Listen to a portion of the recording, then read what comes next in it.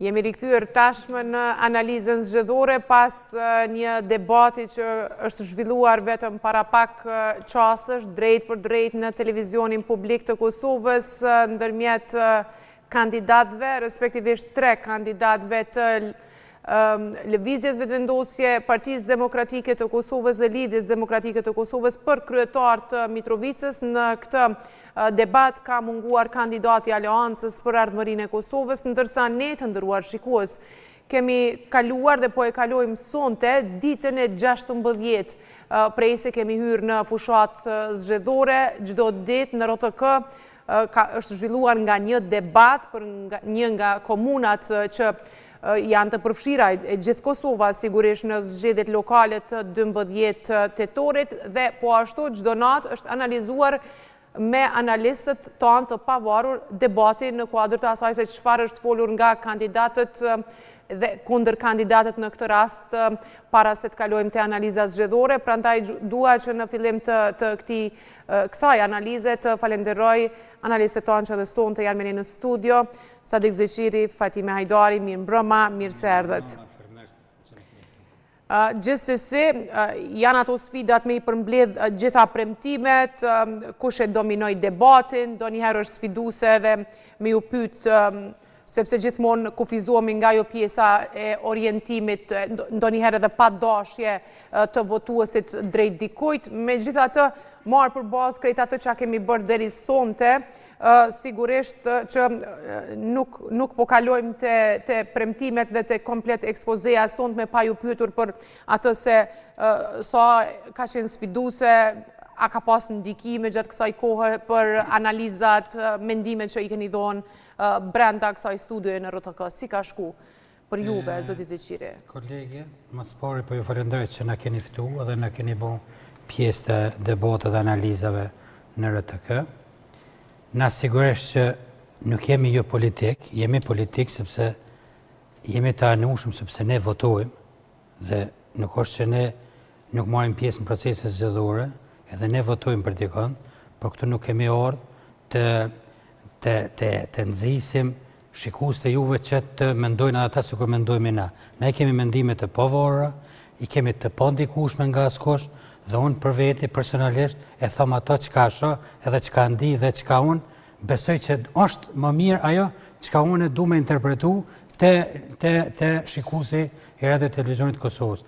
Pra unë jepi mendime të pavarura, unë jam i anushëm sepse unë anoj dika, edhe unë i besoj një partije më shumë se sa partive tjera ose personave të caktuar, kam meq në për të gjitha partitë politike, por vota ime shkon dikon, nuk do të thotë që kam një vot statike dhe e qes veç një vend, por lëvizje. Unë votoj në Prishtinë dhe jam i pavarur, unë ai që më shmenden më shumë e votoj, po unë jam i përcaktuar politikisht si Sadik Zeqir, vota jame pe shumicës mes vetëm dihet ka shkon, po kam me gjithka, kështu që as më ka thonë kush jepja krohën Partisë Demokratike, as më ka thonë kush jepja krohën Lëvizjes Vetëvendosje, as LDK-s, as AK-s, as nismës, por unë kam marrë këtu të them ata që e shoh që e mendoj që unë e bëj një analizë të kandidatëve dhe nuk do të thotë që unë tani, kom e thonë sonte, kandidati i PDK-s ose i VV-s ose i LDK-s sot ka fol mirë që unë jam me qatë parti,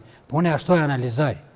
Kështu që ne jemi të pavarur, asnjë trosni nuk e kemi edhe për mua është okej, unë ka mendimet e mia, Fatimja i ka mendimet e veta dhe që fore nuk pajtojnë me mendimet e saj, po thuj se 90%, me gjitha ato kjo ka të drejtën. Edhe juve duhe ndonjëherë pe kom shtirë mi ju menagju njëtë si që më ka ndohë sonte me kryesisht me zotin Peci dhe e konsideroj që është shumë dinamike dhe shumë interesant bësh analizën për komunat, e gjej shumë të vështirë se për nivelin qendror, sepse jemi mësuar të diskutojmë vetëm për çështje nacionale, por kur të kthehesh një hap mbrapa dhe sheh sa e rëndësishme është të flasësh për ato që e preokupojnë qytetarin çdo ditë, pastaj bësh pjesë ose rrëmbesh me ose pa dashje, bësh qytetare një krah ose një krahu tjetër varësisht prej komunave, edhe varësisht për ato kryetar ose menaxhment të cilët nuk kanë funksionuar si duhet, nuk kanë ofruar mjaftueshëm, nuk kanë bërë mjaftueshëm për jetën e qytetarëve. Ndoshta në situata të caktuara mund të jemi edhe të padrejtë, por e konsideroj që jemi munduar në vazhdimsi të jemi të qartë, të jemi të paanshëm edhe të mbështesim diku ndryshimin e diku vazhdimin vetëm duke u bazuar në punën ose mos punën e kryetarëve aktual. Nuk e gjej fare problematike të evidentojmë edhe të flasim për mos punën, sepse kështu e konsideroj që të paktën inkurajojmë kryetarët e ardhshëm që të jenë më aktiv, të bëjnë më shumë edhe të përmirësojnë jetën e qytetarëve. Për tek kësaj e konsideroj që secili qytetar në Republikën e Kosovës është i lirë, ka mendimin e tij dhe do të votoj sipas asaj që ai e konsideron që do i ndihmojë më së shumti në zgjidhjen e problemeve edhe lehtësimin e jetës së tyre në vazhdim. Mirë, sepse në përgjithësi në opinion, me këtë edhe po e përmbyllim për të kaluar te programi dhe ajo çfarë premtuan kandidatët, ndonjëherë ekziston përshtypja sikur analistët që paguhen kushtimisht edhe orientohen për atë se çfarë do të thonë analizat e tyre. Po ne paguhemi prej televizionit, nuk paguhemi prej subjekteve politike, pa diskutim. Ne nuk kemi absolutisht asnjë lloj interesi nga askush. Ne punojmë për punën tonë dhe analiza që bëjmë është kryekëputë e bazuar në atë që dëgjojmë edhe në atë që ne vlerësojmë që është pozitive ose jo. Për shembull, në shumicën prej komunave ka punë që janë bërë, por ka edhe shumë punë tjera të cilat nuk janë bërë mirë. Prandaj nuk ka marrëveshje ose nuk ka kontratë pune e cila do të paguante për të thënë diçka që bie ndesh me atë që shpalosit këtu. Nëse qytetarët e dinë që në një zonë caktuar mungon kanalizimi ujëpijës ose ka të lashe të tjera, gjithë ditën mund të them që aty nuk ka probleme, por kjo do të binte ndesh me situatën reale që është në komunë, ose me atë që kandidatët ose kundër kandidatët po shpalosin. Do me thënë, ne mendimi jonë është i bazuar mbi situatat që shohim të studio. Nuk mund të dalim për të asaj, ose do të dilnim qesharak, sepse të tjerët të shohin pastaj edhe analizojnë edhe vetë. Po, Zoti Zeqira, ekziston pak a shumë kjo çështje për cilën po flas, që mendohet që të formë funksionojnë analizat në përgjithësi?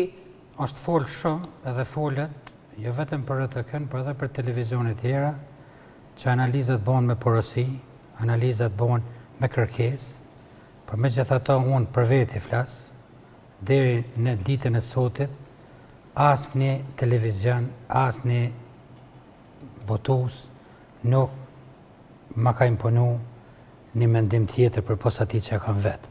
Dhe kur mu në kufizohet... Flasim për RTK-n, me që jemi në RTK sonte... Kur mu kërkohet nga unë që mos të jepi një vlerësim për një kandidat, por vetëm për një kandidat ose një parti, unë sigurisht që nuk kisha najtë në atë televizion, e asë në RTK, por unë ka marrë në RTK dhe i kam bunja 15 ditë për mdo këtë sot, që asë kush deri sot nuk ka thonë je ka nën ka kjo parti ose je ka nën ka kjo parti. Por kur kam hi, asë ka full kush me mu ma dje. Kjo është hala më interesant. Kush ka full me mu? Asë më ka thonë kënaj asa nej. Jemi marrë vesh me ordë, me bo analizë, asë një fjallë tjetër tërë në ditën e sotit, së më ka thonë kush, asë ka kërku kush kur qope me je. Ma djo nësë që në gjë, gjysën e njerëzve ose përgjesh këto, nuk i një përpos që jemi pajtu që me qenë përshdenat në debatin televiziv. Unë sonte po kam kërkesa për juve, ka pas shumë premtime prej kandidatëve që kanë qenë pjesëmarrës në debatin kushtuar Mitrovicës, ka qenë Arjan Tahiri, kandidati i Partisë Demokratike të Kosovës, ka qenë nga Lëvizja Vetëvendosje, kandidati për kryetar të Mitrovicës Faton Peci dhe Gzim Plakolli nga Lidhja Demokratike e Kosovës në komunën e Mitrovicës së Jugut, të nderuar shikues, me të drejtë vote, numri i përgjithshëm brenda Kosovës është 84.695 votues. Jashtë Kosovës janë regjistruar sipas Komisionit Qendror të Zgjedhjeve 1.186 votues, që e çon në total, pra numrin e përgjithshëm në 85.883, pra rreth që afërsisht 86.000, burra prej tyre 44.000, gra 41.000, do t'jenë të hapura 33 qendra të votimit me vend votimet rregullta 106, qendra të votimit me kusht 1, vend votimet me kusht 2. Në vitin 2021, pjesëmarrja në votime ka qenë rreth 40% apo nga numri total i votuesve prej 79.000 se nuk gaboj 30.681 qytetarë kanë marrë pjesë në votim, ndërsa në dalje aktualisht po e shohim edhe rezultatin e raundit të parë të vota, sepse me raundin e parë ka përfundu gjithçka para 4 viteve në Mitrovic, kur Bedri Hamza fitoi Mitrovicën me 53% të votave, pas ti është rënditur lëvizja vetëvendosje, atëherë me Agim Bahtirin që e mbajti Mitrovicën për 2 mandate, dhe Armend Agolli nga Lidhja Demokratike e Kosovës me 11% të votave.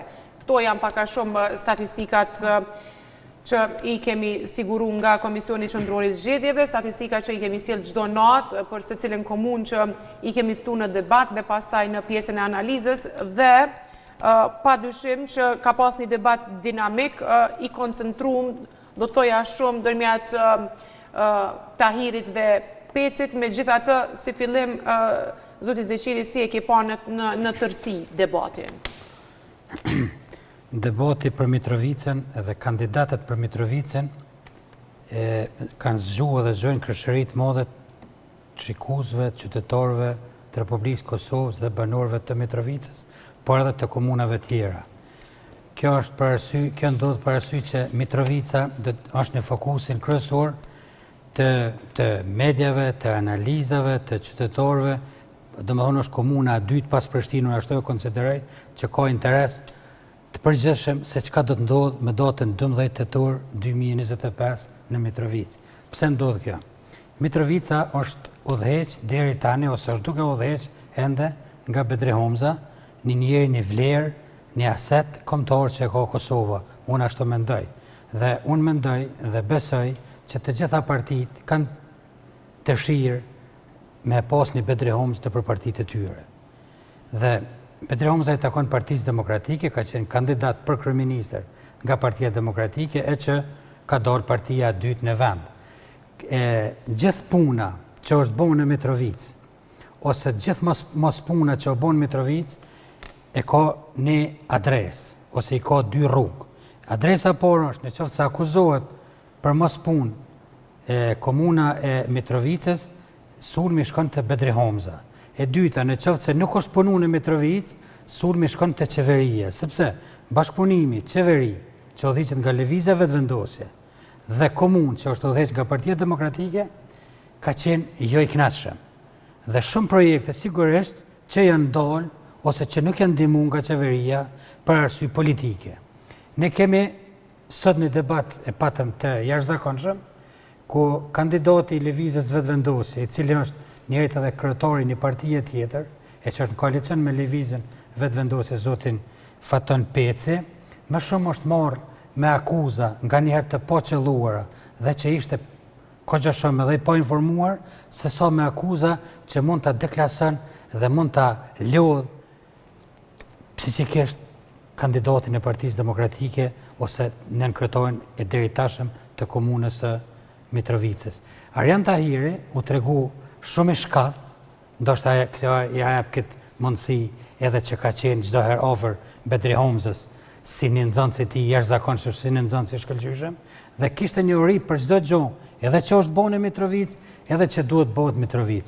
Unë e poshtë i përmendi fshatrat rand, e që duhet mi ditë sepse ajo është i asaj une, po megjithatë e dinte për çdo fshat, çdo detaj, çka është bënë, çka është keq, çka duhet mu bënë, çka duhet me vazhdu edhe për një 4 vjeçor, e që nga njëherë thoshte që unë jetoj në Mitrovic dhe do të jetoj edhe pas vitit 2029. Unë e këto kuptesha që njeriu është i gatshëm me najt aty dhe mi shërby Mitrovicës.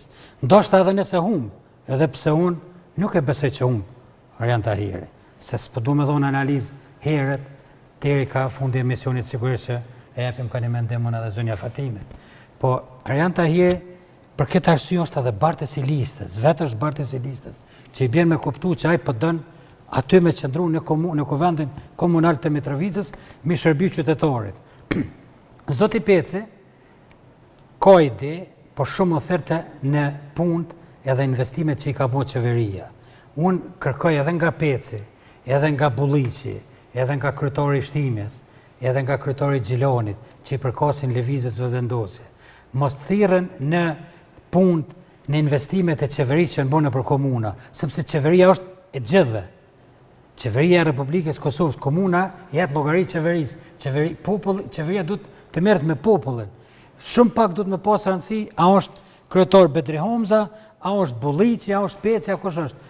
Te duhet me ndihmu edhe duhet me kontribu edhe duhet me investu në të gjitha komunat, sepse qytetarë, të ke fund qytetarët Kosovës dhe aty ki edhe ti vota. Prandaj nuk duhet më thirrë kandidatët, sipas mendimit tim, në investimet që i bën qeveria, se s'ka çora për i po qeveria, sa ai edhe në Mitrovic kryen obligime tatimore. Çdo njeri që punon aty nalet në pagë, i nalet tatimi, i nalet kontributet tjerë. Prandaj nuk është që ka e folë porët, po është ka e kthen porët e vetë. Kandidati i Lidhjes Demokratike mu më pëlqej shumë, ishtë një djallë, një qytetar, që nuk kishtë dëshirë konflikte, s'kishtë dëshirë mu marë me gjona personale, nuk kishtë madje dëshirë edhe me folë shumë për ato që ka umet pa bo, po dënë të me tregu që ka duhet me bo. Kjo shkollë duhet mu bo, kjo investim duhet mu bo, kjo rrugë duhet mu bo.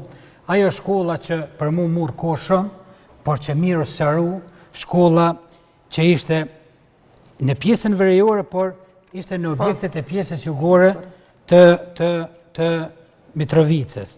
Dhe kjo kërkon të pse duhet mu maru dy shkolla, kur është një shkollë e Çem Çabej dhe është pjesa tjetër e shkollës së veriut që ka dalë këndaj.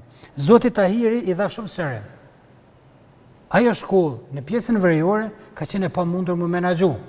Dhe ata nxonca ju kalon një kati tret në shkollën e Çem Çabej, shkollës Nonda Bulka dhe e kryen nxoncit edhe të pjesës veriore dhe të jugores shqiptar janë në të shkollë. Prandaj kjo dëshironte për shkak të popullimit madh të qendrës së qytetit, me e bën edhe një shkollë. Keni shërim i mirë. Unë s'e kam ditë këtë problem që është, por kjo e shëroi bukur. Prandaj sigurisht njëri kur është edhe brenda institucionit din pak më shumë se sa të tjerë.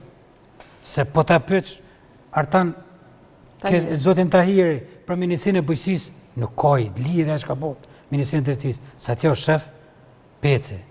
Kështu që keni gore mirë, unë mendoj që e kam kriju këtë bindjen temë edhe kush do të fitoj në Mitrovic. Në debatit, të analizës kemi folë për këto rezultatet si i shohim, pajtohem që një debat dinamik edhe 3 kandidatura serioze për Mitrovicën. E konsideroj këtë fillimisht si hap të rëndësishëm, sepse në të kaluarën e konsideroj që pavarësisht profilit të zotit Hamza si lider i nivelit qendror, nuk mendoj që ka performuar mirë sa i përket qeverisës komunale. Mendoj që zoti Arjan Tahiri është përveç gjenerat e re, ka dinamike dhe vizion më të qartë, e konsideroj tërheqjen e tij si shumë të rëndësishme në këtë fazë, sepse jam e sigurt që do ta kishte humbur përballë 2 kandidaturave tjera. Prandaj mendoj si veprim strategjik i zotit Hamza. Sepse në marr parasysh ne kemi për shembull kryetar komuna është të PDK-s, siç është ai i Ferizajt dhe mbi suksesin e të cilit thirret Partia Demokratike e Kosovës, po ne nuk i kemi dëgjuar ndonjëherë duke folur për suksesin qeverisës të zotit Hamza. Prandaj lëvizja strategjike e zotit Hamza mendoj që është bërë duke kalkuluar në këta hapa. Për të kësaj, pa diskutim që një kandidaturë e re është më serioze dhe është më premtuese edhe e bën debatin edhe më interesant. Po për të kësaj konsideroj që zotin Tahiri, pavarësisht dinamikës që mund të ofroj edhe gjithçka tjetër, e penalizon jo pak mos kryerja e punëve të mbetura nga qeverisja, do të thotë e kryetarit Hamza, e partisë së cilës i takon, në cilin e ka bërë rolin e nënkryetarit për 4 vite. U përmend këto mungesa kanalizimeve, u përmend gjithashtu mungesa ndriçimit, mungesa trotuareve, u përmend mungesa qerdheve. Mitrovica ka vetëm një qerdhe publike. U specifikua qartësisht për kandidatit të LDK-s që është vetëm një qerdhe e cila edhe një tjetër që ka provuar të ndërtohet me atë sa kuptova unë dhe ka filluar qysh në qeverisin e zotit Agem Bahtiri, do me thëmë prej asaj kohë nuk ka mri me u funksionalizu një qerdhe. Një kryetar komune i nivelit nacional, i proklamuar si lider, dhe një nënkryetar i ri në moshë nuk kanë arritur ta dinamizojnë të paktën sa i përket arsimit edhe të shtyhen përpara projekte serioze. Nuk e mendoj që përgjithësia duhet me i shku nivelit qendror për mos funksionalizimin dhe mos shtyerjen përpara të projekteve në komuna. Absolutisht nëse qeveria i ka penalizuar ose blokuar mjetet, pa diskutim që këtu jemi për t'ja bërë avokatin edhe për t'i thënë që ose prokurorin për t'i thënë pse i ke blokuar, pse nuk i ke lëshuar mjetet, po këtu përmend edhe për zotit Arjan Tahiri me shumë bindje, me shumë korekci tha që po na ka ndihmuar si qeveria Shtetit të Gjithëve dhe pajtohem me zotin Tahiri që qeveria Shtetit të Gjithëve 2.5 milion 9 objekte kanë mri me ushty do thot në bashkëpunim me nivelin qendror, por niveli qendror megjithatë nuk e ka përgjegjësinë me shty edhe gjitha projektet e nivelit lokal. Domethënë niveli qendror nuk merr përgjegjësi për me ushty qerdhën, nuk merr përgjegjësi me ushty shkollat, nuk merr përgjegjësi në momentin komuna që ndonë parcilat, në momentin që vjen kërkesa, qeveria pa diskutim do i ndonë mjetet. Po vullnetin për të shtyër punët... Kjo qerdhe është njësë në kohën... Zotit Agim Batiri.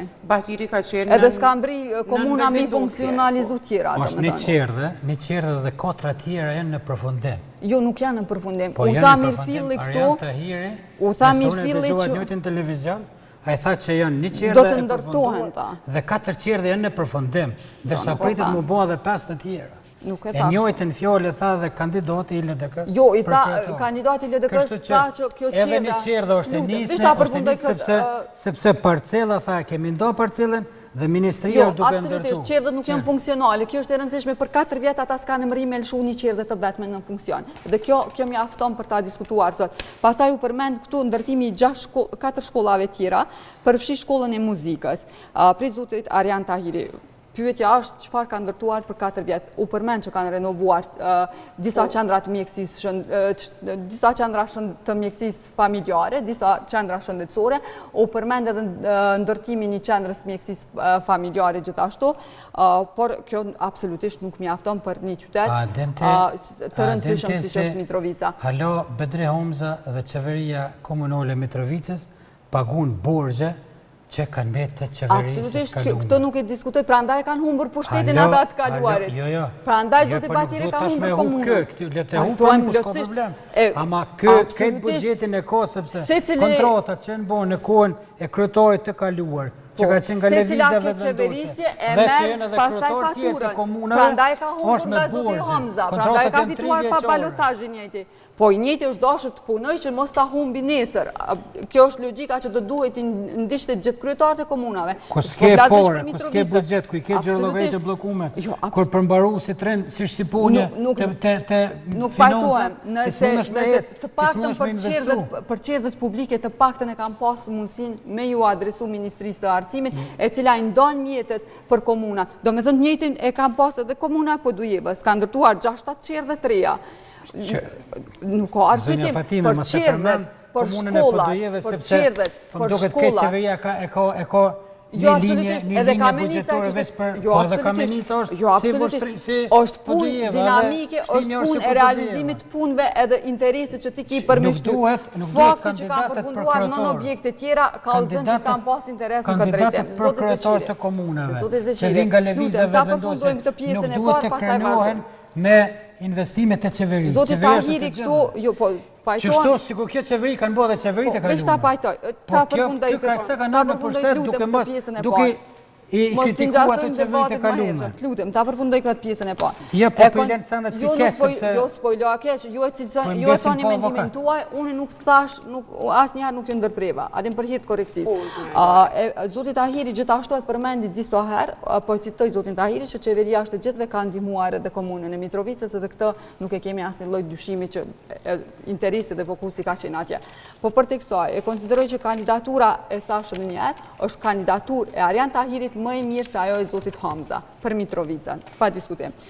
Sa i përket kandidatit të lëvizjes vetëvendosje, konsideroj që e ka dëshmuar me qeverisin e tij në Ministrinë e Bujqësisë, e nje komunën, i kishte disa projekte serioze, sa i përket zhvillimit, qyteti Gjelbërt, punësimeve, depolitizimin e administratës, pastaj u përmend ndërtimi 3 urave që aje kishte menduar që mund të kene edhe interes nacional, e konsideroj që sa i përket zonës dhe sa i përket politikave lokale nuk e ka ndonjë telashe për ta kuptuar qeverisjen lokale, gjithashtu e konsideroj si kandidatur të duhur për bashkëpunimit Guxo Lëvizje Vetëvendosje, gjithashtu një kandidatur mjaft serioze edhe prej LDK-s.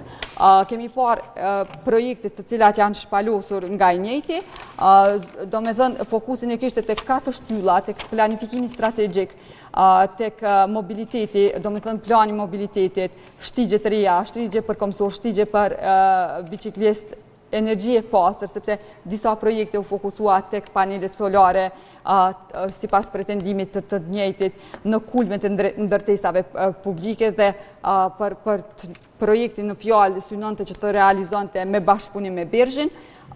Gjithashtu investimet kapitale fokusin e kishte tek kanalizimet që mungonin trotuarët dhe ndriçimi publik, që për mu është një qeverisje që nuk ka funksionuar nëse gjithë këto probleme listohen me një komunë, cila do qoftë ajo. Mirë, është interesante prezentimi që e ka bu, po e marrë lenë me u shpreh në këtë formë, kandidati i LDK-s, që ka folë përgjithsisht për disa çështje shumë elementare. Pajtohem, derisa, për shembull, ka pas çështje shumë bazike, zoti Zeqiri, zonja Hajdari, derisa është folë për 2500 parkingje nën toksore nga ana e Tahirit, që një projekt shumë ambicioz që duhet me përfshi shumë të mëdha financiare. Zoti Plakolli ka folë për kanalizim, për ndriçim publik, foli për një fshat ku janë 400 shtëpi dhe ku nuk ka trotuare. Dhe kjo sigurisht është shqetësuese. Pa diskutim. Nëse një fshat në Mitrovici ka 400 shtëpi të banueshme, mesatarishme nga 5 njerëz brenda një familje, antarët një familje dhe nuk ka askon trotuare, kjo sigurisht është për keqardhje. Dhe po ashtu edhe çështje tjera, i foli për çështjen e gati si kamuflazhat e përmishme, pa folë për, do të thënë, nuk po flasim për kanalizim, s'po flasim për ujësjellës, për jetë ujësjellës, po flasim për gjëra që janë bune ndërtim mbi, megjithatë nuk është kryer infrastruktura që është shumë vjeçare, që është jetike për njerëzit. Dhe kjo s'po ndodh veç me Mitrovicën, po ndodh me gati çdo dytë natë, por edhe Fitoria kur është me kandidatët për komunat e caktuara, problemet e njëjta po i diskutojmë çdo natë. E çfarë ndikon kjo të një, për shembull, të një, pavarësisht se Mitrovica në 2 mandate nuk është qeverisë nga PDK-ja, megjithatë për një kohë gjatë ka qenë në udhëheqje të PDK-s. Kandidati i Lidhjes Demokratike të Kosovës, për dallim për 2 kandidatëve tjerë, ai kërkonte mas pari një planifikim strategjik që e kishte bën, kërkonte një energji të pastër për Mitrovicën, sepse ato zonat e Mitrovicës të larta që janë të shala bajgore ofrojnë mundësi. Edhe flet ke për një smart qytet, që mu më doke interesant, edhe një qatë drejtorinë investime strategjike, ku aty kishtë dëshirë mi përfshinj edhe trafikun urban, edhe investimet këtë komplet, ai tha që duhet mi ndërtu 3 shkolla të reja, ishte interesuar ashtu që shko Lidhja Demokratike si projekt edhe në Prishtinë, këtë pilot projektin e shkollave me mësim tërditur, ishte interesuar ose kish ide që me ashtu numrin e mjekëve, sepse në Mitrovicë janë vetëm 10 mjek, ai thatë që do të mi bëj 32 mjek, investim në zonën ekonomike, froshën e përmendte shumë, ndriçimin publik që thash vetëm gjysma qytetit, e ndriçuar me gjysma qytetit. Sa edhe krijimin e vendeve të reja të punës, sepse radha ndodh me fol kandidatët për kryetar komunash për ndërsa kandidati i LDK-s e kishte që nxisin ose rritin numrin e të punësuesve, marr parasysh po ashtu faktin që Mitrovica është një prej komunave që gati gjithmonë renditet në numrin më të madh të familjeve që i kanë asistencë. Mirë, po ky e dinte që buxheti i komunës është shumë i vogël dhe 2-3 herë ceku ato që do të marrin borxh nga Berghi për mi kry këto investime dhe kapitalet që ai mendon të mi realizu në komunën e Mitrovicës. Për mu më pëlqej qetësia e tij dhe më pëlqej që nuk ishte konfliktoz dhe kishte dëshirë që as 2 kandidatë të tjerë të mos merren me çështje personale, por të merren me probleme që ka nevojë qyteti. Madje ai ishte edhe kundër parkingjeve, sepse tha më mirë është të investohet në ujësjellse, në impionte, në ujëra të zeza, në por që në pastrimin e lumejve, se sot të ndërtojnë parkingjet në qytetin e Mitrovicës. Kështu që mu më pëlqej si ide, po me gjitha ato, kam frikë që me këto propozime, me këto ide, me këto dëshira tine dhe qka ky mendon në qëfë se zgjidhet kryetar i Mitrovicës, kam frikë që në mundet me ngrej votën e Mitrovica Live për më bu kryetar komune. Ka njëherë duhet me dol edhe jashtë vetesh me bu premtime e që s'mund me realizu, sepse edhe zoti Peci, po edhe zoti Tahiri... A është i realizu shumë projekti i Tahirit për 2500 parkingje? Parkingjet janë letë më bu. Ky i dha ideet, i dha dhe vendet ku kanë më ndërtu ato. Sepse pati një kundërshtim gana e Peci në të rasë, thashtë nuk i duan Mitrovicës 2500. Shëqa, a i nuk tha që kemi mi bo një vend. Në 2-3 zona, tha duhet më bo parkingjet.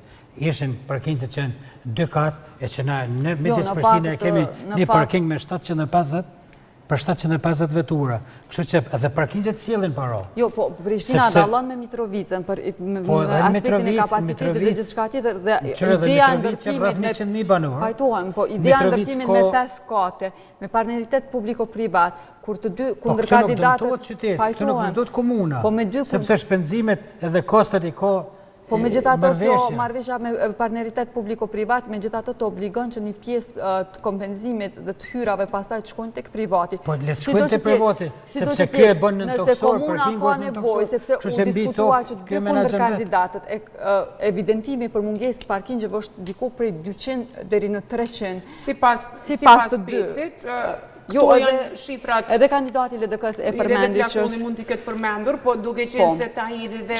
Një të 300 deri në 500 pajtojnë. Ata që kanë bo projektin edhe që e kanë pres zotin Tahiri, ata kanë një parking të madhë që është i bomë në qytetin e Mitrovicës. U përmend. Madje u akuzojken nga zoti Peci që nuk është i menagjushë me kënej.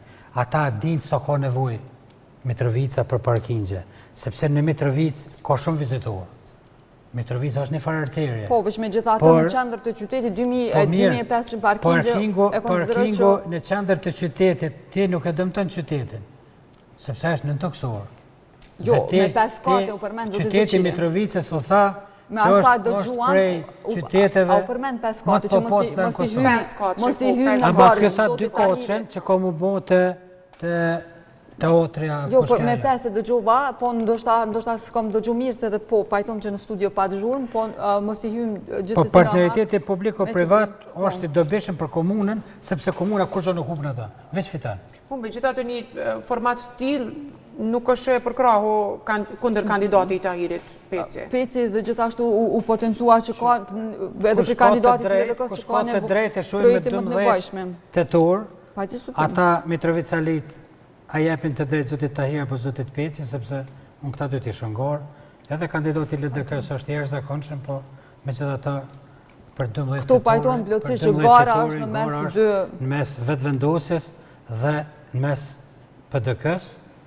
Në të rast vetëvendosja është me Guxo, është me Alternativa, është po ashtu edhe me një listë diasporës, sepse u përmend edhe një asambles që është në gorën për asamblen komunale, me lista për asambles, kandidojnë Partia Demokratike, kandidojnë Lëvizja Vetëvendosje me kandidat për kryetar zotin Peci, kandidojnë Partia Guxo, e që zotin Peci është kryetarja asaj partije, por ai kjo kandidojnë të Lëvizja Vetëvendosje dhe nuk kandidojnë me partinë e vetë, ajo kandidojnë vetëm me asambles, kandidojnë edhe Partia Alternativa Mimoza Kusarit. Kështu që është pak një gorë kohë interesante, e që unë përmendoj që ndoshta nuk kanë bo matematikat një. Sa interesante në nivel të garave në total të vendit, garave komunale. Besoj që Mitrovica hynë në komuna që zhënë shumë interes për rezultatin. Unë mendoj që pas Prishtinës është Mitrovica e dyta dhe Prizreni i treti, po Mitrovica është... Jo, e konsideroj që është Mitrovica për shkak edhe situatës në veri e pastaj i gjithë fokusi përveç Prishtinës, ose mund të them, nëse e marim në këtë aspektin e rëndësisë strategjike që ka për shkak të padrejtësive që janë bërë dikur me decentralizimin e pastaj qyteti u nda në 2 pjesë, mendoj që gjithë fokusi i gjitha partive politike është pa diskutim Mitrovica edhe duhet tjetë. Unë prandaj thash që e ka merituar tjetë më zhvilluar, që projektet të insistohet më shumë të shtyhen projektet për para, kushdo që e fitoj ose kushdo që tjetë fituesi jashtë, mendoj që duhet me dhënë maksimumin sa e përket zhvillimit edhe gjenerimit të hyrave për komunën, në mënyrë që jeta qytetarëve atje të përmirësohen ndjeshëm, sepse nuk ka kohë për me humbë edhe nuk ka kohë me diskutu problemin e kanalizimeve, ndriçimit publik, infrastrukturës bazike, trotuareve e aq ma pak mungesën e qerdheve, kur kjo pjesa e qerdheve e dim sa ndikon drejt për drejt në jetën e grave të cilat e kanë pastaj të pamundur të bëhen pjesë e tregut punës për shkak të fëmijëve të vogël edhe përgjegjësive që vinë me to. Domethënë kjo është e lidhur edhe me këtë zhvillimin ekonomik edhe me sfida tjera për të cilat unë insistoj që të paktën sa i përket qerdheve publike, të insistohet për secilis kryetar, për secilis qeverisje të bëhet maksimumi. Munden me evitu këto projekte të parkingjeve, këto projekte që pastaj, jo që nuk janë të rëndësishme, po nuk janë të domosdoshme në raport me gjërat bazike që një komunë duhet t'i ketë në vitin 2025. Kur flasim për edukimin dhe arsimin, sigurisht që flasim edhe për inkuadrimin e grave në tregun e punës. Tregu i punës Mitrovic na e dim çka ndodh, trinjt ikim prej Mitrovicës, gati që ndodh në shumë komuna të tjera, punësimi është lën me dëshiru. Jam përmend disa çerdhe, po jam përmend edhe do projekte interesante që unë kisha dashur me analizu bashkë me juve. Për shembull, Tahiri tha 600 bursa për studentë. Një projekt interesant i Pecit, sipas meje, ka qenë qendra për fëmijët me autizëm. Po Tahiri po ashtu i ka përmend edhe asistentët në përshkolla, pikërisht për këta fëmijë, për fëmijët me nevojat veçanta.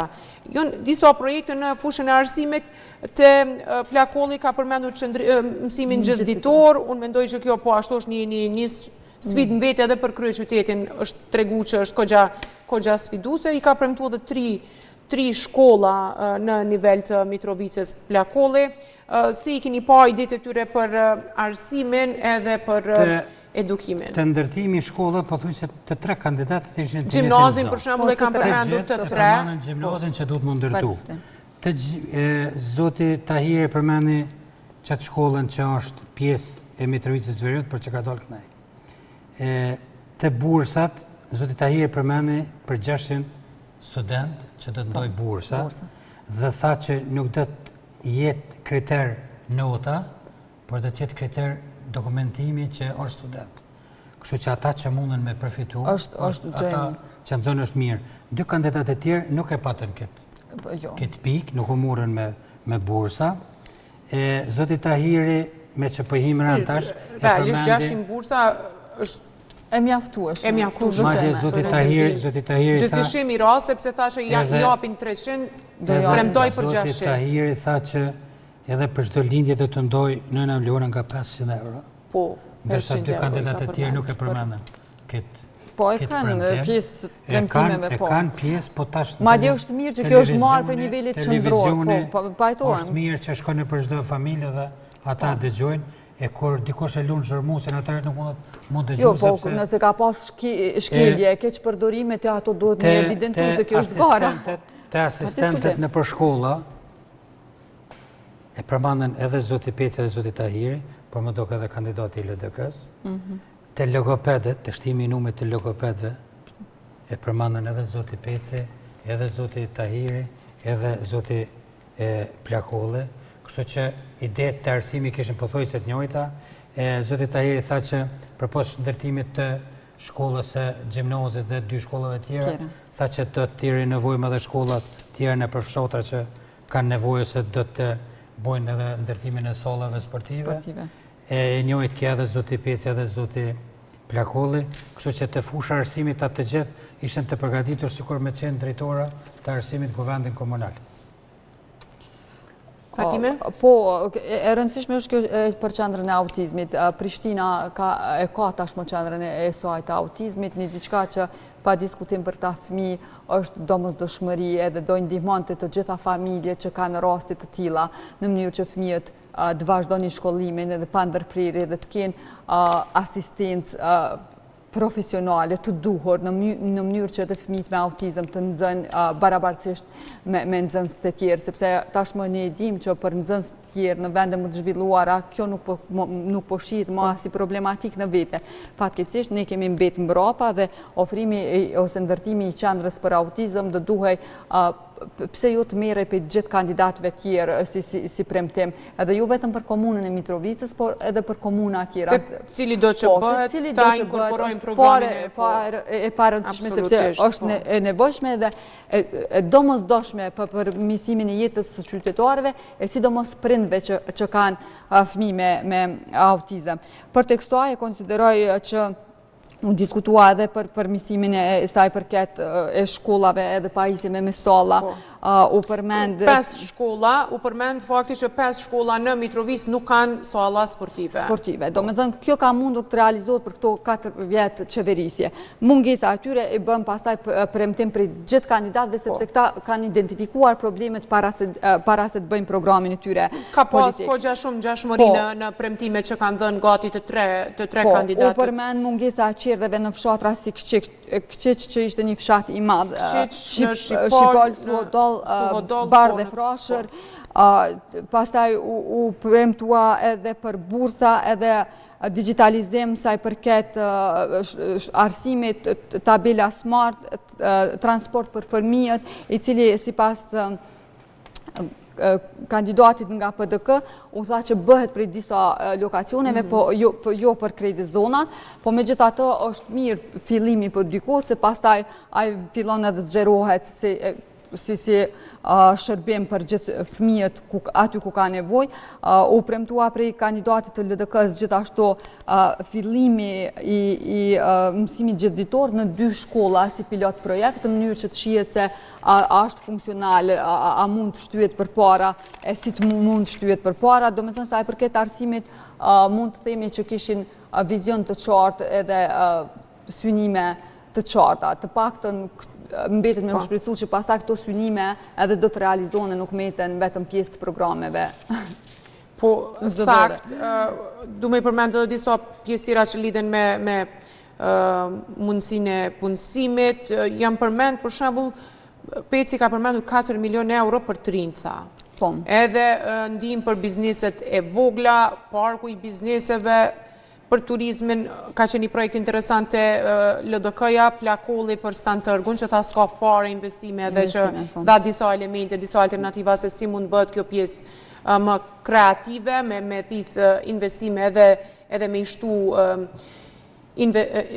turistët, sigurisht, ndërsa te PDK-ja, Arjan Tahiri, edhe ai ka përmendur pjesën e investimeve, për shembull ka përmendur rajonin e Shalës, së Bajgorës, panelet solare. Dhe një në shfrytëzim të parcelave për biznese të ndryshme, investimi në Shalë, në turizëm. Për shembull, në rastin e Mitrovicës, sa është rëndësishme me u ndihmu bizneset e vogla për me u rrit punësimi dhe Mitrovica me u pa prej qytetarëve të saj si vend ku ata duhet me ndajt, si shkërkoj edhe Tahiri e kish plan me ndajt, po qytetarët e tjerë? Po, kjo do të thotë për t'i bërë edhe qytetarët tjerë për të qëndruar aty. Po, që t'kena arsye me ndajt në komunat e tyre në qytetin e vetë. U përmend për këto parqet solare për cilën ofron infrastrukturë, hapësirë, mundësi Shala e Bajgorës, u përmend pastaj buxhet për të rinjt në vlerë prej 4 milionëve, atë sa kuptuam kandidatin e lëvizjes vetëvendosje dhe guxo, sa i përket ndihmës për bizneset vogla të mesme, u përmend parku i biznesit që sipas gjitha gjasave aty ka biznese të cilë po operojnë pa kontrata. Gjithashtu u përmend që do të investoj sa i përket ekoturizmit dhe agroturizmit, që lokalitet edhe do të shëndroj në zonë turistike, një prej zonave më të vjetra arkeologjike që sipas Pecit është dëshmuar që ekziston në Mitrovicë. Gjithashtu sa i përket kandidatit të LDK-s tek ekonomia dhe nxitja e e qytetarëve që të qëndrojnë aty, u përmenën 2 zona ekonomike, njëra përfshin fshatin Frashër, ku ky kishte vizituar para disa ditëve dhe kishte mësuar për ato telashët që i kanë infrastrukturore, zero tax komunale, që është goxha interesant për shkak se stimulon hapjen e bizneseve të reja. I ka premtuar edhe krijimin e drejtorisë për investime strategjike. Në kuadër të saj me operu pastaj këto biznese. Në kuadër kësaj ka përmendur edhe krijimin e energjisë së pastër përmes një parku solar. Edhe këto kulmet solare që i kishte mendoj vetëm, sepse pavarësisht kapaciteteve për me energji që u përmend në shkallë si pikë strategjike për investim, i njëjti kishte edhe këtë ambicjen që disa kulme të ndërtesave publike të shndrohen edhe të bëhen me panele solare. Gjithashtu u përmend edhe një pikë e rëndësishme në të cilën mund të investohej, e që sipas tij nuk ishte investuar më herët, që është stani tërku, po gjithashtu edhe te ekonomia disa alternativa të mira që uroj që do të realizohen në 4 vjeçarin e ardhshëm. Edhe mos harrojmë se edhe zoti kandidati i PDK-s e përmeni energjinë e erës, që jep mundësi reliefi i Mitrovicës. E përmenën që këta dy kanë projektin vetëm për investimin me solare dhe me erën, por jo dhe kulme, do me thënë veç pikat strategjike. Mirë, dhe duke që në 5 minutat e fundit, si shme bëjnë me dje nga regjia, në këtë pjesë të kësaj analize, a ka balotazh në Mitrovicë apo e përfundojmë në raundin e parë, zoti Zeqiri? Çfarë mendon? Unë për nisi prej kandidatit të LDK-s, po mundona pak si shpejt, po në këtë gorë kandidati LDK-s dhe tjeti treti, e që dhe tjetë sigurisht qelsi i koalicionit dhe qelsi i qeverisë komunale në Mitrovicë. Zoti Plakolli faktor pasaj për raundin e dytë, faktori kryesor për caktuesi. Duhet me vlerësu guximin e tine, e ka marrë një LDK ko gjatë dëmtume e goditne nga të gjitha ondë dhe sigurisht që ka rrit me mobilizu votues dhe njerëz për rreth saj, që i ka njerëz që të mirë, se LDK-ja ka dhonë kuadrën nga Mitrovica, por që fuqia tine politike nuk i jep mundësi me qenë i dyti ose i pari. E në koalicion, sigurisht që ka të shkon këtë do të fiton të pakten koalicionit qeverisës, ose kuvendi komunal do të funksionoj, pa ndimin e LDK-s nuk do të funksionoj. Debati që e pamë sonte me kënd për afrim, kur është fjala për LDK-ne, po flasë. Në balotazh, kënd e ndihmon LDK-ja? Në balotazh tash në nuk mund të shiqa. Këto është një problem tjetër mes LDK-s dhe vetëvendosjes. Ose LDK-s dhe kandidatit të vetëvendosjes, zotit Faton Peci. Pse? Zoti Peci është ndonë nga Lidhja Demokratike, vjen nga Mitrovica, ka formu një parti politike së bashku me Vjosa Osmani, me presidenten aktuale. Dhe tani, Zoti Peci ka marrë elektorat të LDK-s dhe ka qunë në vetëvendosje. Zoti Peci tani është, nuk i ka raportet ashtu që është duket, me presidenten e vendit Zonin Osmanit Mira. Dhe a elektorat, sepse elektorati i LDK-s ka shku mas Vjosa Osmanit. Të na duhet me ditë. S'ka shku mas zotit Peci.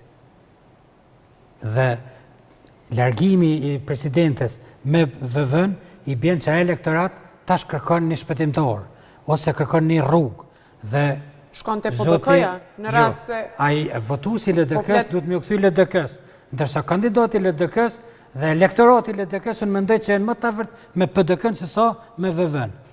Për shkak të dëmtimit që ka bërë zoti Peci në largimin nga Lidhja Demokratike. Nëse shkon në balotazh, në vetëvendosje dhe PDK, ku shkojnë votat e të tretit, partisë të tretë, LDK-s? Edhe diçka, edhe fill po dal te votat e LDK-s. Jo, s'kemi kohë se shkon minutat.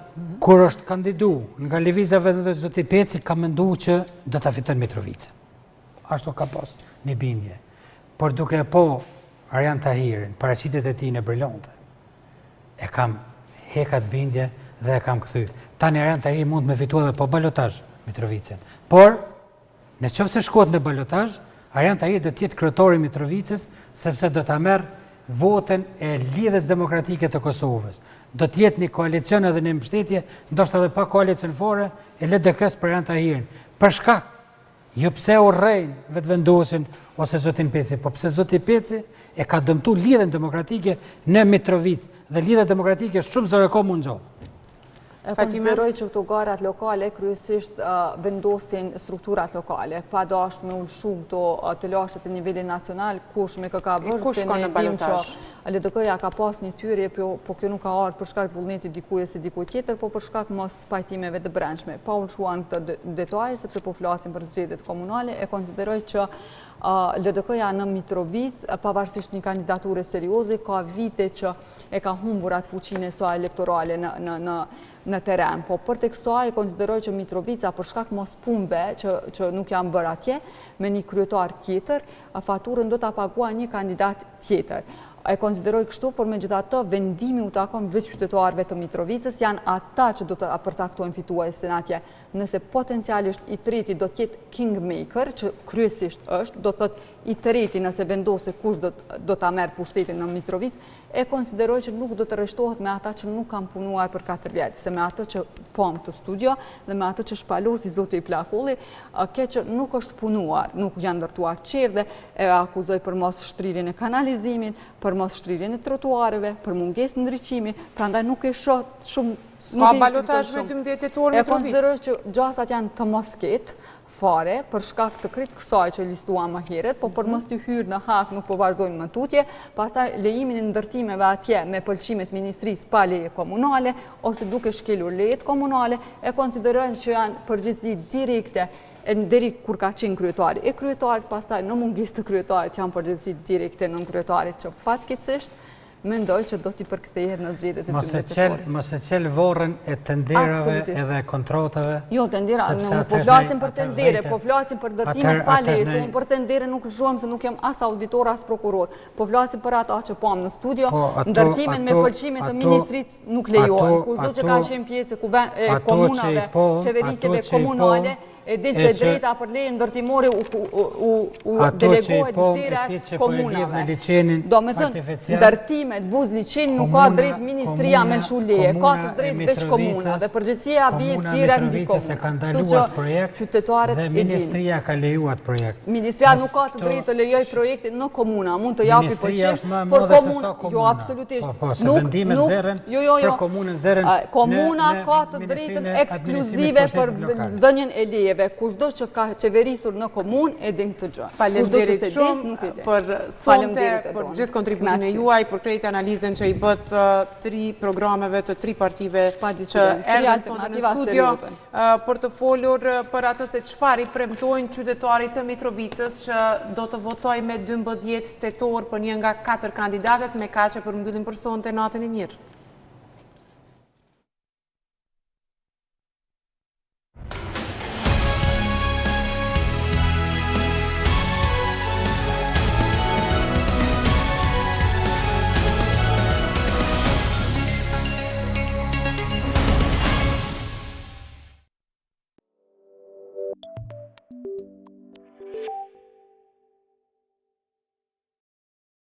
Kreks tani quhet gong.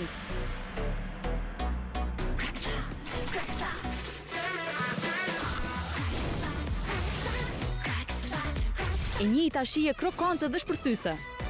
Shije që shpërten në çdo kafshat dhe shndron çdo moment në arktim. Gong, ashtu si t'pëlqen ty.